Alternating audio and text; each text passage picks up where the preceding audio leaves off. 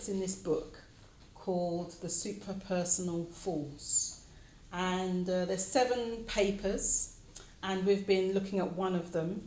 And the papers were written by Subhuti, who is the president of this centre, a very close disciple of Sangharakshita, who's the founder of this movement. And they emerged through a series of conversations that they had.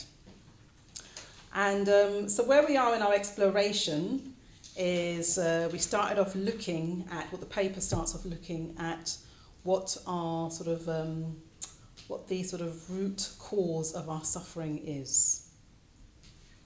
And it says, and in fact the teachings say that our sort of underlying dissatisfaction that we probably can all relate to, that happens because we experience ourselves as fixed, separate entities that are permanent. So because we experience ourselves as fixed and separate, permanent, really in a way it just means that our energies are sort of focused on maintaining and securing and developing, guarding, defending this sense of self. Yes? So I'm here, you're there, my sort of survival almost, it's almost like a level of survival, sort of depends on, in my perceptions, depends on me looking after this self and protecting this self and, securing, shoring up this self.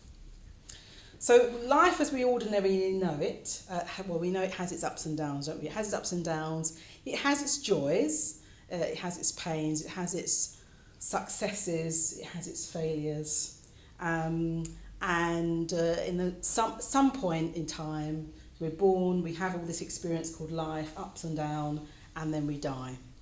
We don't know when that's going to happen, and usually we don't know how it's going to happen either. So, but within all of that, we want to be happy. We all want to be deeply fulfilled. We want to find meaning. We want to know that this life that we've had in the middle of birth and death has been truly meaningful, has meant something. And we want to experience the sense of freedom. We want to experience love. And, the Buddha sort of has pointed out, after his experience of enlightenment, that we can only sort of experience that sort of deep abiding peace, that love, that sort of sense of freedom, if we can experience life and ourselves as a process that's impermanent, that's deeply interconnected. So quite opposite to how we normally go about life. We normally go about life, I'm here, you're there, I'm fixed, I've always been like this, I'm always going to be a bit like this, I'm kind of permanent, even though intellectually I know that I'm not. That's how we normally go about experiencing life. And the Buddha is saying, actually, we won't find this happiness, this freedom we're looking for, unless we see ourselves as a process, see ourselves as impermanent, see ourselves as deeply interconnected with all that lives. So in the paper, Suprapersonal Force, it really outlines Sangharakshita's sort of current thinking, as discussed with Subhuti, on how we move from that sort of more limited, full sense of ourselves to an experience that is freer, that is more loving, that is more in accordance with how things truly are. And Subhuti sets out three conditions, sets of conditions that we need in order to move from this sort of mundane, ordinary way of experiencing life to one that's more transcendental. Or, as the terms in the book and the paper, moves from what he calls the karma niyama to the dharma niyama. So I'll say what that is. So the karma niyama is the law or the force of karma. And it's really a description of the fact that actions have consequences. So we kind of do know that actions have consequences. And karma niyama is like intentional action, thoughts or behaviours will have, if it's positive, will have a positive consequence. And obviously negative intentional actions, thoughts will have a negative consequence. So when we begin to try and evolve, when we develop, we have the opportunity to create more happiness and reduce suffering by consciously changing our actions and our behaviours and our thoughts to those that are more skillful. So that's the karma niyama. And the Dharma niyama, well, it's another set of processes that's also sort of natural, and that leads to spiritual evolution, to enlightenment. So in the karma niyama, you have to kind of make effort. You have to think, right, you know what, I want to change, I want to grow, I want to have a better experience of myself and other people, so I'll meditate, I'll practice ethics, I'll do the things, I'll change some of my habits, I'll do the things that will have a positive consequence. Yeah, that's the karma niyama. We're having to make that effort. With the Dharma niyama, in a way, that is kind of we're inspired and encouraged in our efforts. So when we're in contact with the Dharma niyama, we're inspired and encouraged in our efforts in a way that doesn't seem to come just from our normal limited self. Yeah, it's as if something arises which goes beyond our normal concept of self, and that's a Sutra bit. It's beyond, beyond the sort of personal, beyond our current limited way of experiencing ourselves. So it's almost like something comes, inspires us, lifts us up almost. And so there's less effort in the same way as we're doing when we consciously sit and practice. We're consciously trying to change. It's as if we open ourselves up to a bigger, higher dimensions. And we're receptive to that, and then deeply supported by that. So this paper really is about how we work with the karma niyama, how we sort of consciously, the set of conditions we need to sort of consciously evolve, but also how we move from that to being able to receive that sort of inspiration that sort of carries us sort of forward. And this inspiration from the Dharma niyama, it can come in a flash, and it might then disappear, or it come in a series of flashes, but eventually it's said if you're in contact with it enough, then in a way it's a sustained experience, the effort that you've previously had to make to meditate, to sort of change habits, you're no longer having to make those kind of efforts. You're sort of carried along by the stream really of the Dharma. So that's really what, in essence, the paper's about. So these first set of conditions that is described are meditation, ethics, and wisdom. And that's kind of a really traditional formulation of the Buddhist path. You can see the whole of the Buddhist path really in terms of meditation, ethics, and wisdom. And wisdom is like studying the Dharma, like what does it say, how does this relate to my life, etc. And Subhuti in the paper says we all need that, and that sort of establishes our foundations, and it can take us very, very, very far along the path. However, it still has a risk of being a bit self-referential. It's kind of like, well, I'm doing my practice, I'm sort of being really positive, I'm being very ethical, but still, potentially, you scratch the surface with difficult conditions, then the kind of self can rear its head, yeah? There's still a kind of deep-rooted selfishness there still, potentially. So we need meditation, ethics, and studying. We need to study the Dharma, see what it says. That takes us a very, very, very long way. And we need other things as well, according to this paper. So the other set of conditions we heard about last week was Kusala Sara spoke about serving the Dharma. So in a way, that helps us, when we're serving the Dharma. And that means, so in the first broadest sense, really just alleviating suffering, sort of going out to others. So it's kind of moving away from just about me and my practice and, me sort of evolving, and actually thinking, well, how can I help others? How can I help others to do that? So any way you alleviate suffering is an opportunity to kind of go beyond the self. And a formal way of doing it is actually trying to support, other people to access the Dharma as well. So for me, I'm sort of really deeply grateful to those people that have helped me sort of understand the Dharma and live a sort of Buddhist life. So it feels very natural for me to kind of want to help others do that.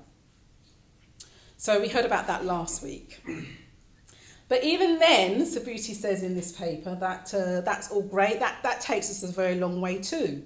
And yet there's a risk there too that pride can come in. It's kind of like anytime you help another person, it's great to help somebody else, isn't it? At the same time, we can also think, I'm really great because I've just helped somebody, that was really good, And we can do that whether it's,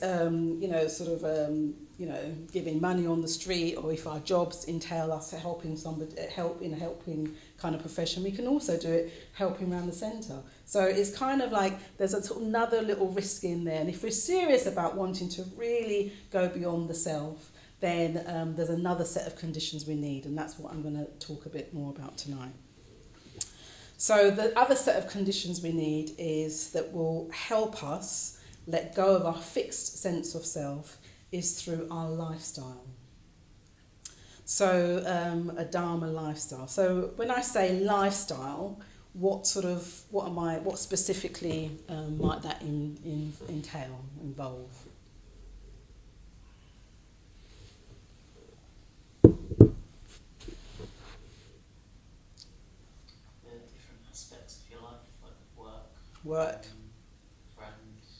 Work, friendships, yeah. Relationships, romantic relationships, yeah.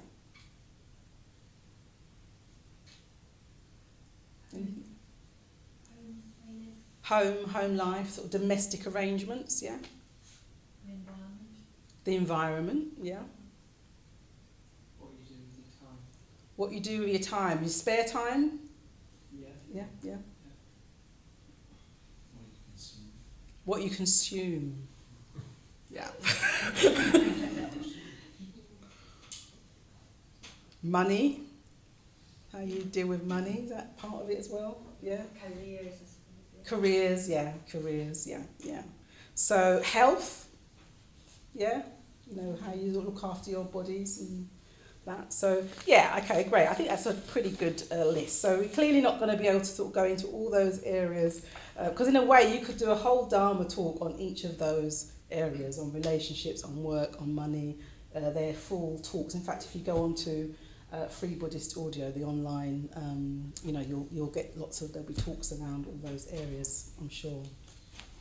And what that list says to me is how complex our lives are. There's so many things to kind of think about just in getting by.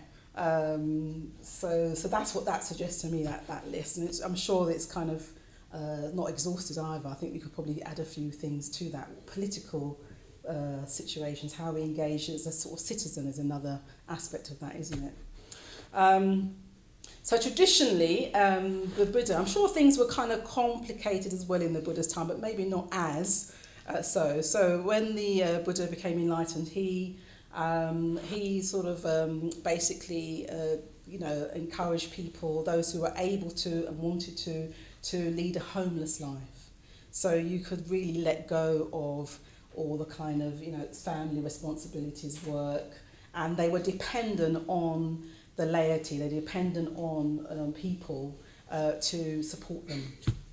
And so the divisions sort of struck up between monks and nuns on the one hand and, sort of the laity, people that were practicing as Buddhists but weren't able or didn't want to sort of live a homeless life. And that's kind of when we think of, traditionally anyway, when I started meditating, I very much thought of, well, if I'm a Buddhist, surely that means I need to become a nun or something. But actually, Sanghavachita, fortunately, has sort of said, well, actually, that he doesn't sort of necessarily encourage that division. He set this movement up in a way that we didn't have to sort of make those choices, certainly early on. But he did encourage people to be very wholehearted in their approach to practicing the Buddhism. And as a result, in the early days of this movement, till I don't know exactly when, but certainly for a big chunk of this sort of movement's sort of history. People who were really kind of serious about practicing, well, they lived in communities, they lived with other Buddhists, and they worked with other Buddhists. I'm saying it in the past tense because it's not really in the past tense. It still does happen. There's many people who still live with other Buddhists. I mean, there's communities upstairs, there's communities around the corner, there's quite a few communities around. There are some right livelihoods as well where Buddhists work together, but certainly now there are many, many more choices of lifestyle. I'd say it's a minority of people that live in communities and work in team-based right livelihoods now. So there's lots of different lifestyles that people have. Let's see some of them. So you can live in a family context. What other kind of lifestyle choices are there that we can have? There's families, there's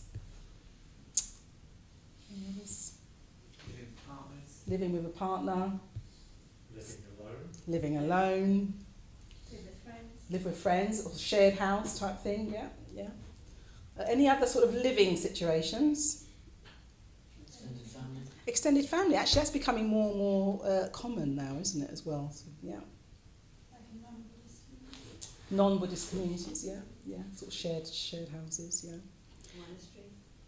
Yeah, the monasteries still exist, yeah, absolutely. So that's kind of living.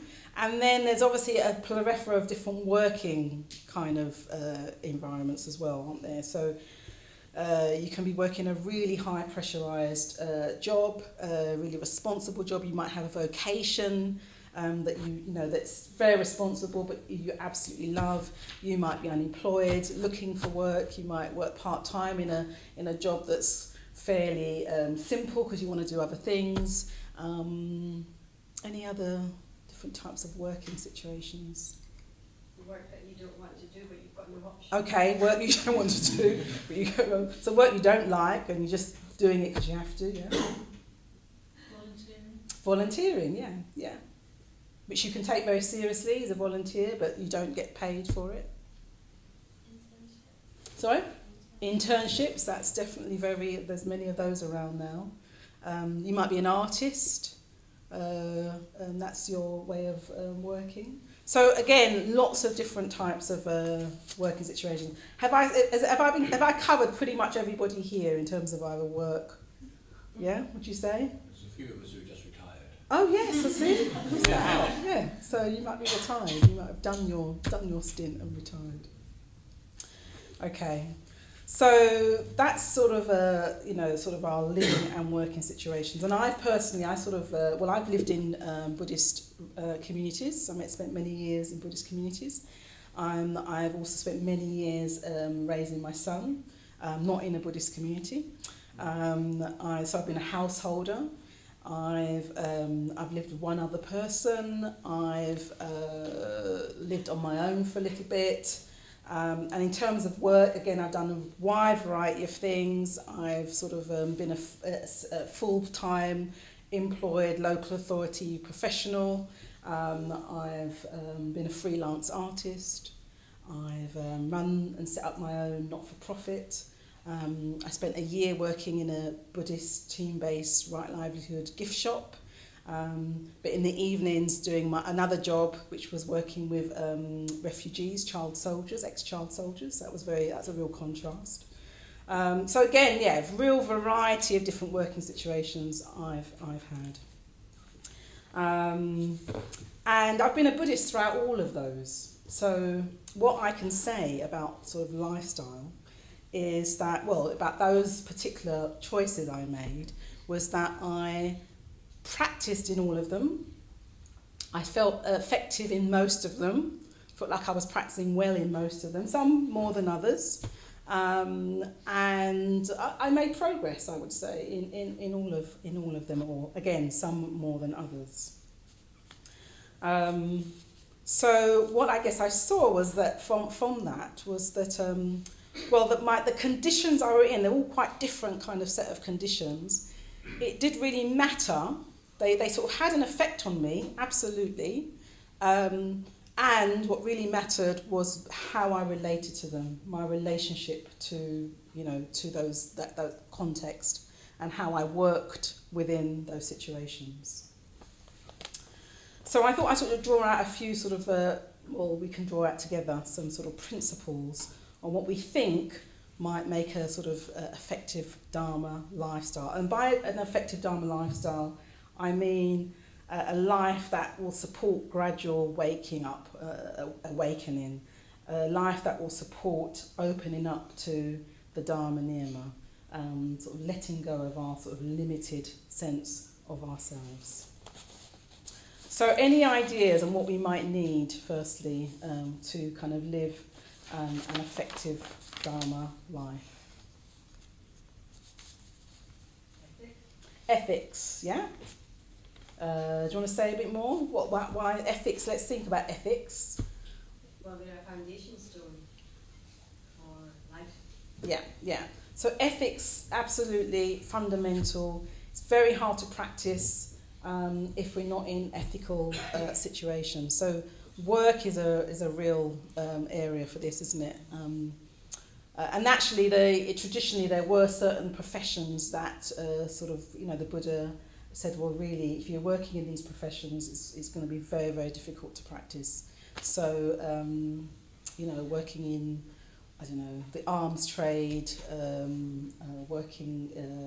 butchering animals, there's certain things that are just going to be really, very difficult to practice. Because, why do you think, what do you think happens?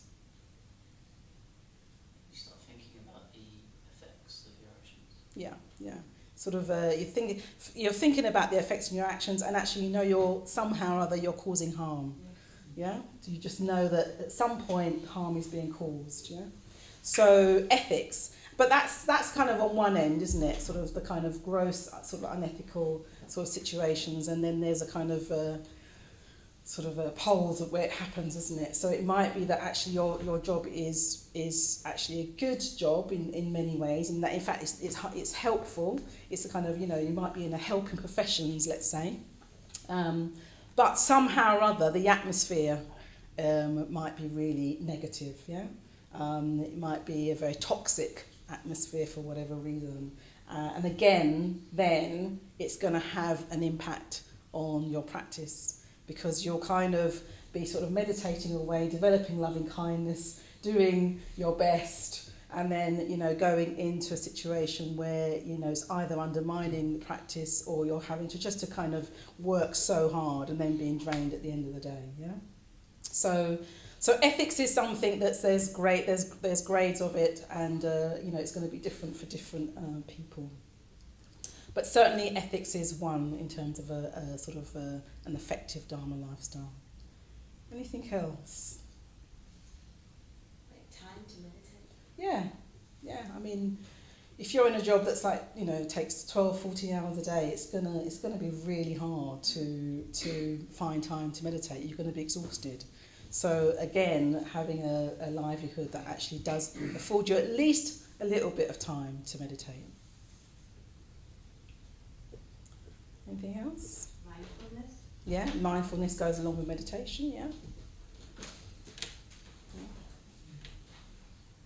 Staying in touch with some sort of with your inspiration. Yeah, So yeah. that's via teachers, Yeah.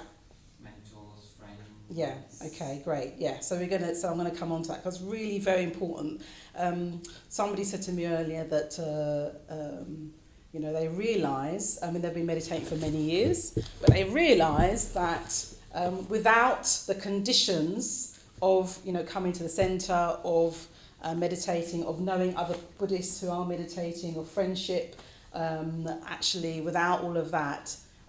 They know that they wouldn't be practicing as effectively. They know that they wouldn't be sort of as positive as they are and able to do the things that they do in their lives. Yeah. So our conditions are very important. But the first thing I think, from all my experiences in terms of living in different situations, what I know is that life is presenting me and us with opportunities to practice at all times.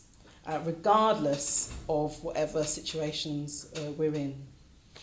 So, and actually, the other thing I know is that generally speaking, we have good conditions for practice. I think if you have food, shelter, we do live in relative political economic stability at the moment anyway. If we've got those things, then we can practice. We have access to the Dharma as well. And we have lots of access to Dharma. We have books, it's online, it's on videos, it's like, magazines, So in a way, we have very, very good conditions for practice. You don't have to go that far, I don't think, in the world to see that that's not the case everywhere else. Yeah, lots and lots of other places. Some places people would be imprisoned for sort of reading or studying or teaching Dharma. So certainly we have very good conditions for practice. So the first thing is then to kind of just appreciate what the conditions you have, and to be able to see that there are opportunities. There's opportunities to practice mindfulness, there's opportunities to practice ethics. So even if your work situation is one that you think, well, it's not that great, really, I could definitely do with a better job, whilst you're there, make the most of those conditions and find ways to practice there. So, yes, we have good conditions to practice, and life is presenting us all the time with opportunities. And then thirdly, if we really want to sort of wake up from that sort of ignorance that sort of keeps us small and limited, if we really want to experience ourselves in that sort of more expansive way, then we need to cultivate a lifestyle that brings us closer and closer to the Dharma. So that eventually, and it is eventually, we're no longer having to make that sort of ongoing effort to be skillful, to be positive. It's a bit of a paradox, really, isn't it? That you kind of, in order to arrive at this place that, where the Dharma Niyama sort of is sustaining you, in order to get there, you have to cultivate effort. In order to get to a place of effortlessness, effort is needed.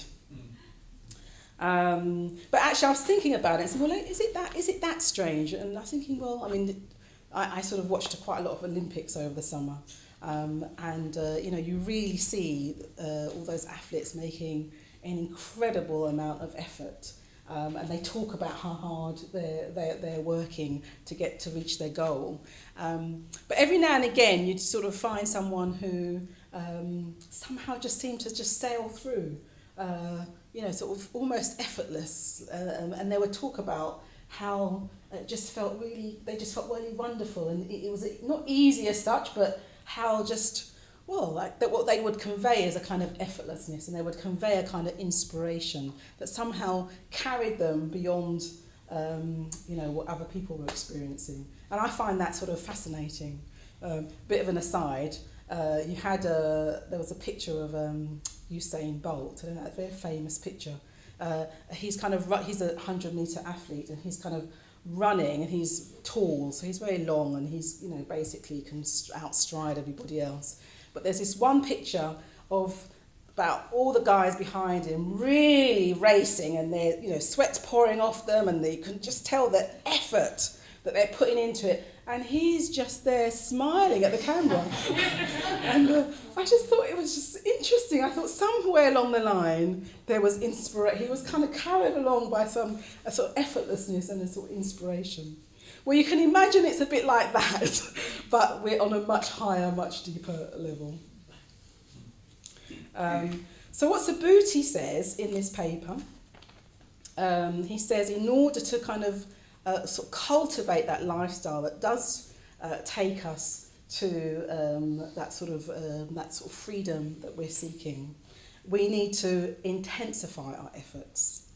So he actually says we need to engage with the Dharma with a high degree of intensity.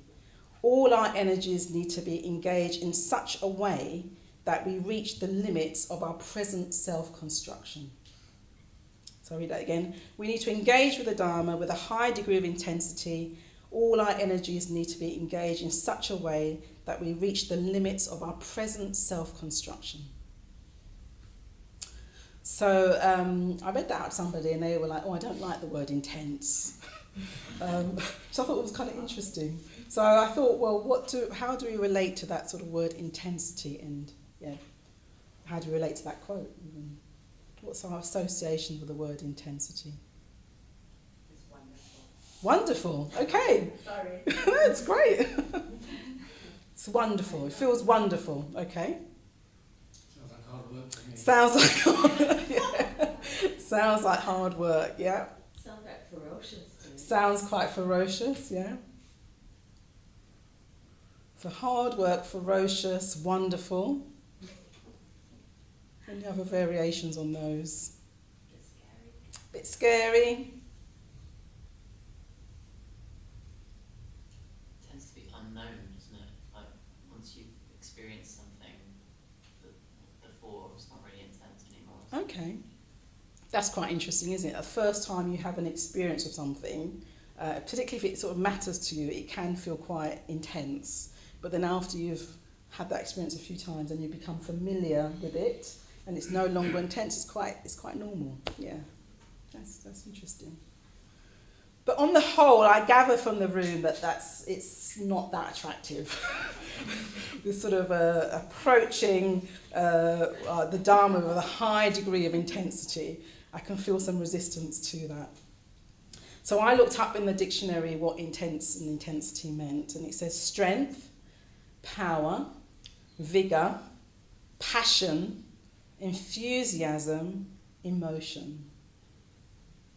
It's kind of interesting. And the antonym, is that how you say it? Antonym was apathy and indifference.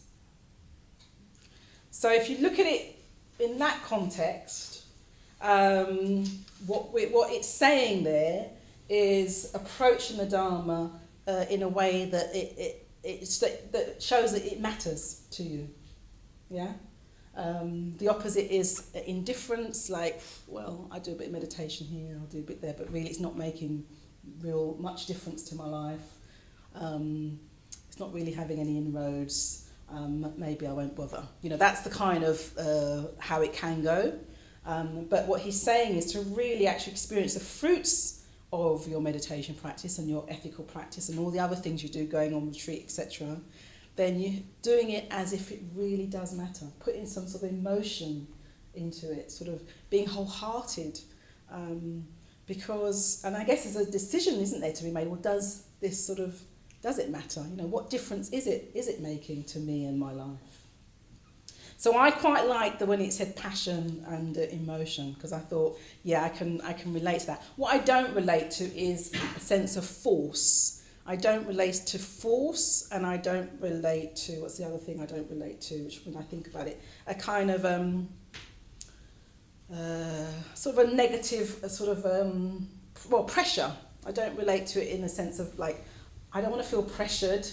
I don't want to feel like I'm forcing something to come about. And I don't think that's the spirit of this. I think it is more about, sort of how you gradually get more and more yourself engaged emotionally in your practice and in living a lifestyle that actually supports your practice. Yeah.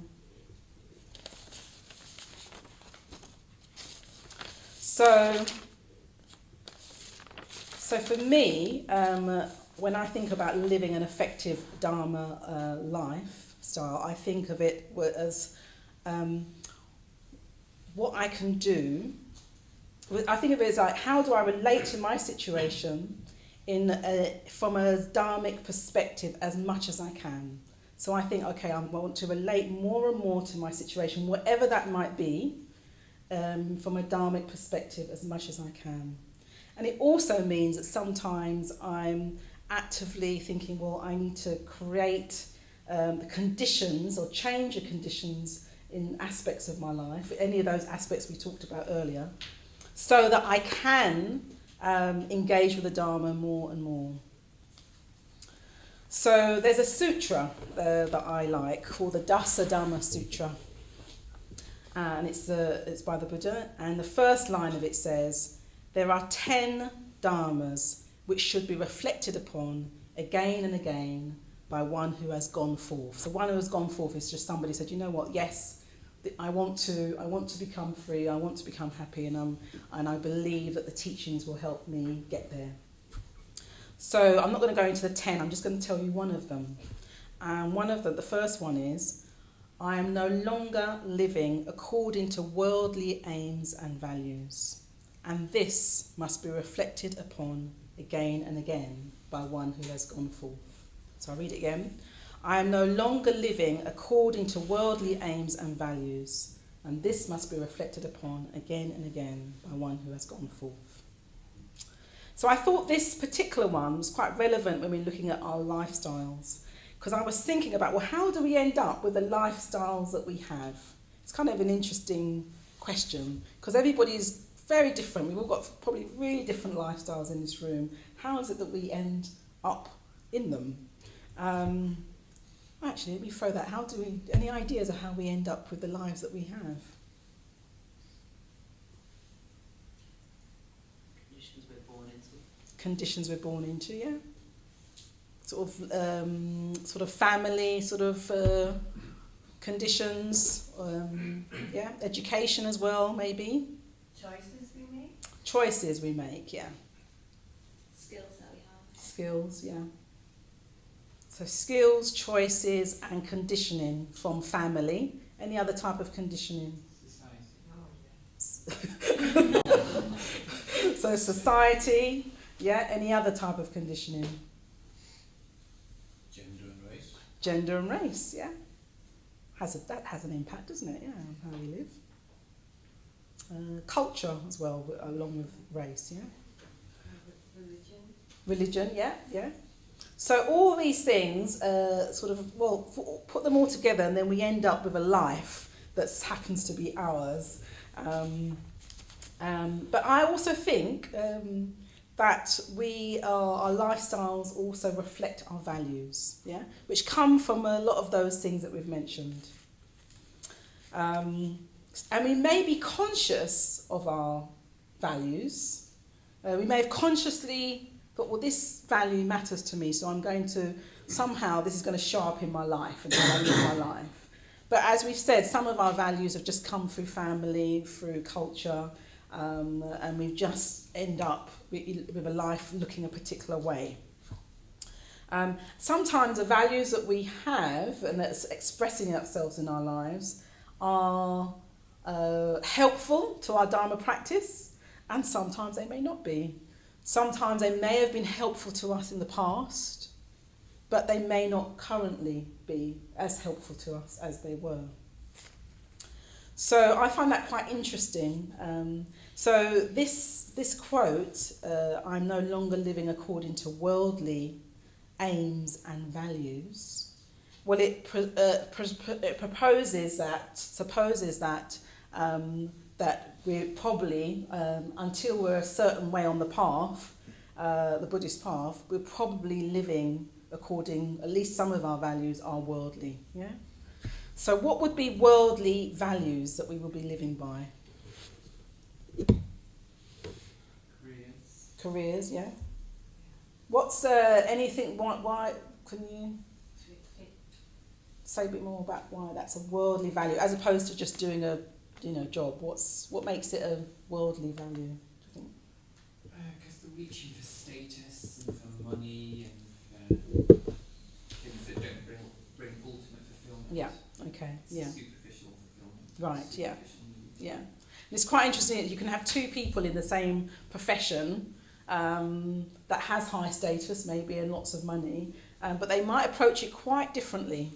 I don't know if you've ever come across I don't know.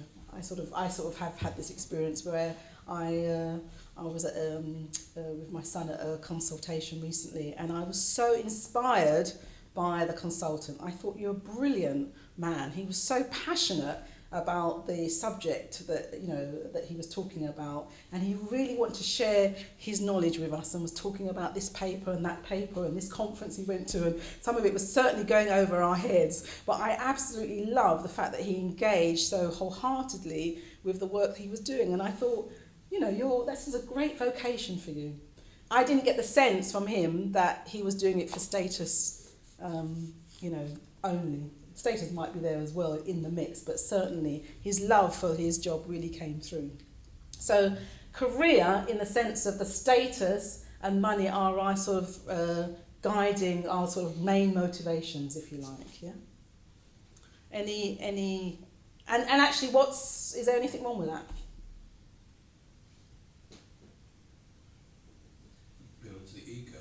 Okay, so it can build the ego. So again, you might have, in the case I've just spoken about, this very, very passionate, very committed, very caring consultant, top of his profession, and somebody else who actually doesn't express that, to you when you're there. They're kind of ticking boxes, because actually their main motivation might be status and money. So it does have an effect on others. Any other worldly aims or really values? What other things? Career is one, along with status. Security? Security? So in what form? Like, maybe it's to do with money as well, actually. I was just thinking some people really have that really strong aim, like I just want to have like a home or a mortgage, or just have like really stable things. And have that as a driving force. Yeah. So we all want to feel a certain level of security, don't we? We certainly all need somewhere to live.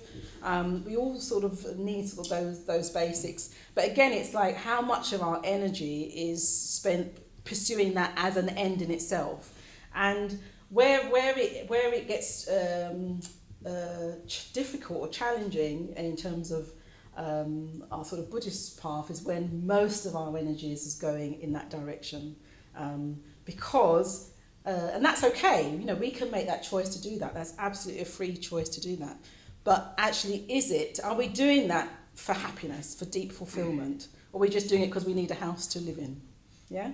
And so in a way, it's kind of asking ourselves, what's our motivation here? Am I really doing it because I think this house, finally, when I get the house of my dreams, I'm going to finally relax and find abiding peace and fulfillment?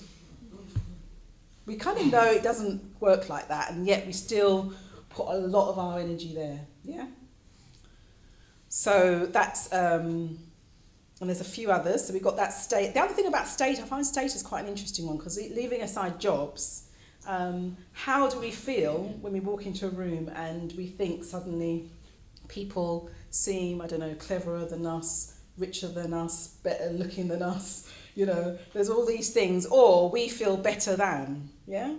So again, what we're doing with all those things, we're sort of shoring up our sense of who we are, through possessions, through the lovely house, through the career, through the money that we have in the bank, or the money we don't have in the bank, through the great jobs we have or we might not have. We get in a sense, we're either feeling great about the self, yes, or we're feeling terrible. And we then fluctuate between those two. And again, the question is our fulfillment to be found there? And if you look at the Buddhist teachings, it's clear that actually things arise in dependence on conditions. And when those conditions cease, those things cease. So is it a safe place to put our confidence and base our security on?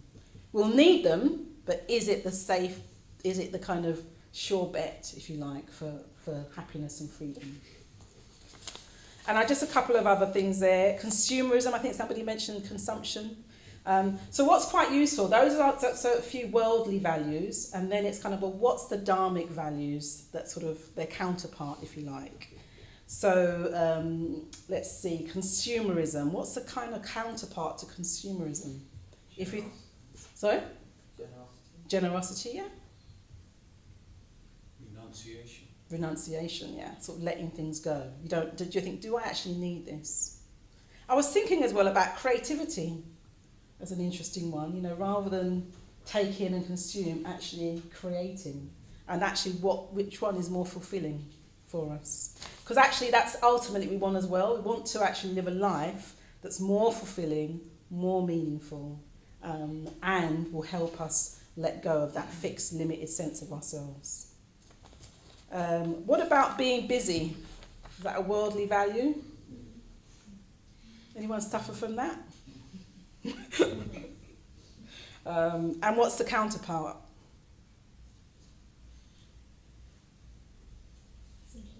Simplicity, yeah? Stillness, simplicity, spaciousness, just giving yourself a few minutes in the day where you do nothing. And solitude, actually taking yourself away and spending time by yourself can have quite a profound effect.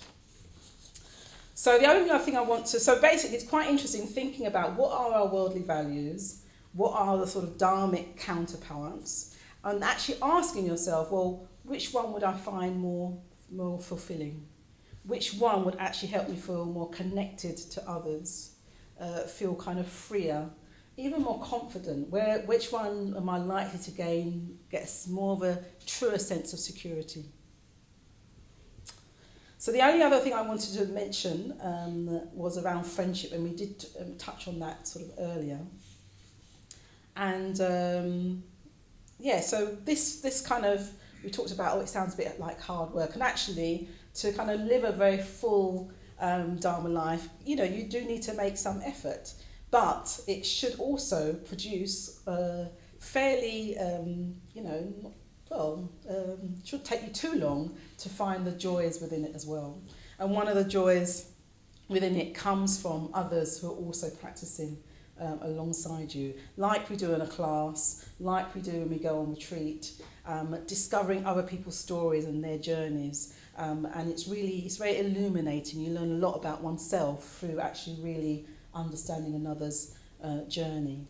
And I would also say here, particularly if you've been practicing for a while, that having people in your life who share your values, so they kind of, they share some of your dharmic values, and but you're also prepared to sort of share your life with them. So that's kind of like being honest and transparent about aspects of your life. It's quite easy the way we live, I think, in this sort of day and age, to kind of keep aspects of our life sort of hidden, if you like, or compartmentalised. Yeah. So when you're at the centre or when you're on retreat, you act a certain way, but then when you're with your colleagues who are not necessarily Buddhist, you might act quite differently.